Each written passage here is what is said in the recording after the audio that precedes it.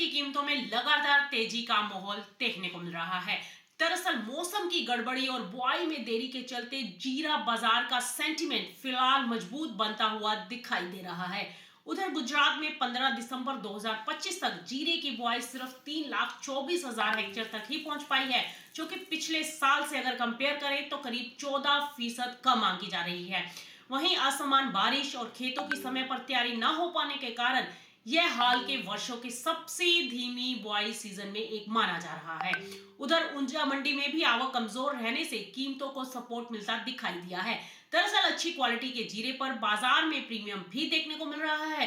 देश के अलग अलग हिस्सों की बात करें तो मिडल ईस्ट के कुछ बाजारों में भी मौसम और लॉजिस्टिक्स से जुड़ी दिक्कतों के कारण सप्लाई में फिलहाल दबाव देखने को मिला है। हालांकि मौजूदा स्टॉक की स्थिति फिलहाल संतोषजनक है और एक्सपोर्ट डिमांड कमजोर रहने से कीमतों में तेज उछाल देखने को नहीं मिला है।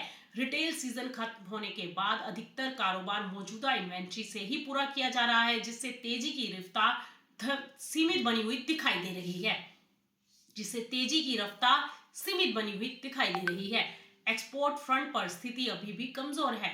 अप्रैल से अक्टूबर 2025 के दौरान जीरे का निर्यात पिछले साल की तुलना में 13.21% घटा है। भले ही खाड़ी देशों और चीन से मांग में हल्का सुधार देखने को मिला हो, लेकिन विदेशी खरीदार अभी भी काफी सतर्क नजर आ रहे हैं, क्योंकि कम बुआई के चलते चालू सीजन के उत्पादन अनुमानों में भी कटौती की गई है। इस बार देश में कुल उत्पादन 90 से 92 लाख बैग रहने का अनुमान है, जबकि पिछले साल यही करीब 1,10,00,000 बैग का था। वहीं आपको बता दें कि इस बार आंकड़ों पर अगर नजर दौड़ाएं तो गुजरात में जीरे का उत्पादन 42 से 45 लाख बैग, तो राजस्थान में 48 से 50 लाख बैग रहने की संभावनाएं हैं।